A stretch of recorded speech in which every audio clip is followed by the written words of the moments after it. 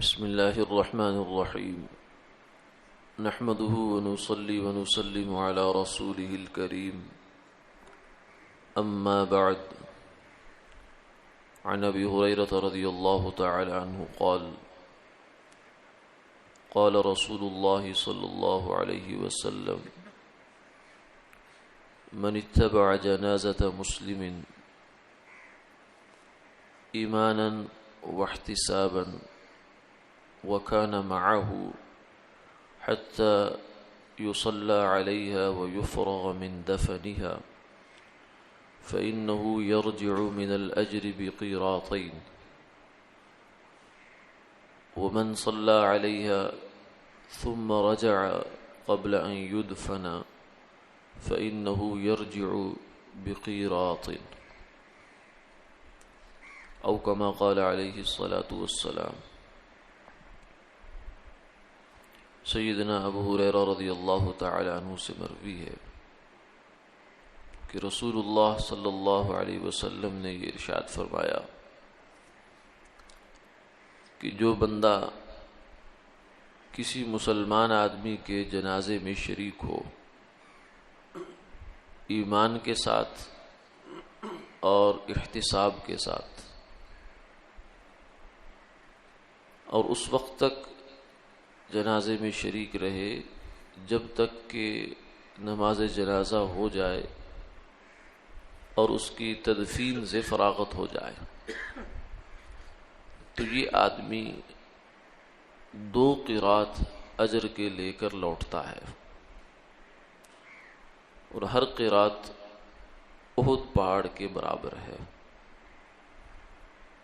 اور جو آدمی صرف جنازہ پڑھے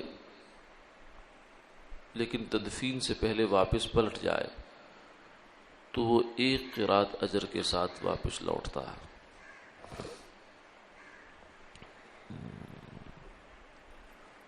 مسلمان آدمی کا دوسرے مسلمان پر جو حقوق ہیں ان میں سے ایک حق نماز جنازہ بھی ہے۔ یہ یوں سمجھیے کہ زندگی کے وہ آخری مراحل ہیں جن میں ہم کسی جانے والے کے ساتھ کوئی نیکی کر سکتے ہیں یا اس کا کوئی حق ادا کر سکتے ہیں۔ قبر میں جانے کے بعد تو پھر سوائے ایصال ثواب کے یا اس کے رشتہ داروں کے ساتھ کوئی حسن سلوک کرنے کے باقی کوئی ایسا براہ راست اس کے ساتھ ہم کوئی حق ادا نہیں کر سکتے اس کے بعد پھر معاملہ ختم ہو جاتا ہے۔ اس لیے اسے حقوق میں سے ایک حق قرار دیا۔ جانے والے کا یہ حق ہے کہ پچھلے اس پر نماز جنازہ پڑھیں، اس کے کفن دفن میں شریک ہوں۔ اس لیے فرمایا کہ جو بندہ کسی مسلمان کے جنازے میں شریک ہوتا ہے ایمان کے ساتھ اور احتساب کے ساتھ، ایمان تو ہوتا ہی ہوتا ہے، احتساب کا مطلب یہ ہے کہ نیت ٹھیک ہو اور اجر حاصل کرنے کی نیت ہو، اللہ کا حکم پورا کرنے کی نیت ہو۔ یہ لفظ اس لیے استعمال کیا کہ جنازہ ایسا عمل ہے کہ جو بہت اجر والا ہے، جیسے کہ آگے آ ہی رہا ہے کہ 2 قرات اجر ملتا ہے اگر جنازہ بھی پڑھے اور دفن تک ساتھ رہے، اور ہر قرات احد پہاڑ کے برابر۔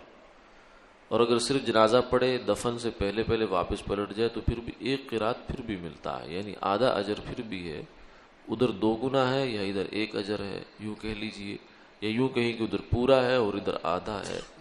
اجر تو بہت ہے، لیکن ضروری یہ ہے کہ ہم وہ جنازے میں شرکت کسی کو منہ دکھانے کے لیے نہ کر رہے ہوں، صرف اپنی حاضری لگوانے کے لیے نہ کر رہے ہوں کہ پتہ چل جائے کہ میں جنازے میں آیا ہوں، اور پھر صفوں سے نمایاں ہو کہ آگے نکل کے بعض دفعہ آدمی صفیں سیدھی کرواتا ہے، کہتا ہے کہ گن لو کتنی صفیں ہیں، طاق ہیں۔